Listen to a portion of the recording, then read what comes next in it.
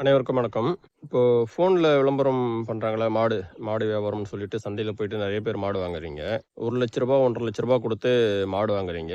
என்ன அதிகமா என்ன பார்க்குறோன்னா, இவங்க வந்து போன டைம் நம்மகிட்ட எடுத்த கஸ்டமரே தாங்க. போன டைம் 5 மாடு எடுத்தாங்க. இந்த டைம் 4 மாடு எடுக்குறாங்க. போன டைம் 2 மாடு எடுத்தாங்க. இந்த டைம் பல்க்கா 10 மாடு எடுக்குறாங்க. இவங்க வந்து போன டைம் எடுத்த கஸ்டமரே தான் இவங்க பண்ண வச்சிருக்காங்க. இவங்க வந்து போன டைம் எடுத்த கஸ்டமரே தான். இதே வார்த்தைய வந்து ரிப்பீட்டடா இந்த வியாபாரம் பண்றவங்க வந்து நெறைய பேர் வந்து சொல்றாங்க. அது வந்து என்னன்னா எனக்கு ஒரு சந்தேகம். அதாவது நீங்க ஒரு 5 மாடு எடுத்துட்டீங்க பண்ணைக்காக.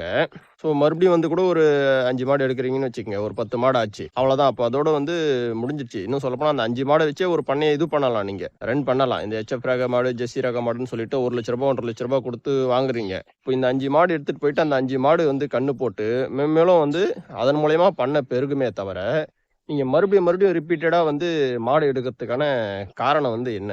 அதாவது இப்போ நம்ம நாட்டு மாடுகளா வச்சுக்கினோம்னா, ஒரு 2 மாடு, 3 மாடு இருந்தாலே போதுங்க வீட்ல. அத வச்சு ஒரு பண்ணையே உருவாக்கிடலாம் நம்ம. ஆனா, இந்த மாடுகள வந்து பொறுத்தவரைக்கும், நீங்க தொடர்ந்து ஒரு 5 மாடு எடுத்தேன்றீங்க, மறுபடியும் ஒரு 6 மாடு எடுக்கிறேன்றீங்க.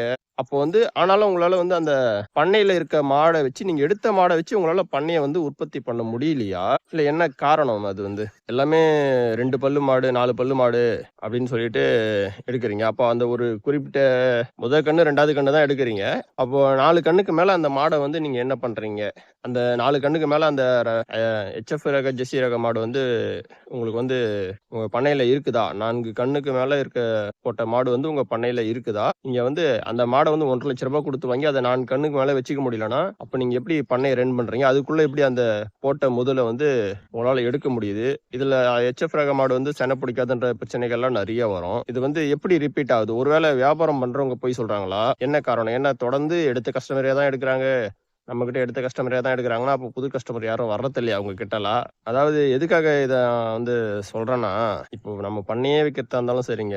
ஒரு 5 மாடு, 4 மாடு வாங்கிட்டோம்னா, அத வச்சே பண்ணை வந்து பெரிய அளவுல கொண்டு போலாங்க. நம்ம ஒரு 5 மாடு வாங்கிட்டு, மறுபடியும் போய் ஒரு 5 மாடு வாங்குறோம், மறுபடியும் ஒரு 4 மாடு வாங்குறோம்னா, அப்ப வாங்குன மாடு வந்து என்ன ஆகுது? வாங்குன மாடு ஏன் கன்று போட்டு மேலும் மேலும் உற்பத்தி பண்ணி குடுக்க முடியலையா? என்ன காரணம் இது? நீங்க இந்த எச்எஃப் ரக மாட தேர்ந்தெடுத்து சீக்கிரமா நெறைய பால் கறக்குது, நெறைய காசு வருதுன்றதுனால, அந்த மாடையும் ரொம்ப நாள் வச்சுக்க முடியாம, நீங்க ஒரு அடிமட்ட ரேட்டுக்கு தள்ளிட்டு தான் மறுபடியும் போய் எடுக்குறீங்களா? என்ன ஏது? இந்த மாடு மறுபடியும் பண்ணைக்காக வாங்குறவங்க யாருன்னா இந்த வீடியோவ பார்த்தீங்கன்னா, அதுக்கான விளக்கத்த கொஞ்சம் குடுங்க. அனைவருக்கும் நன்றி. வணக்கம்.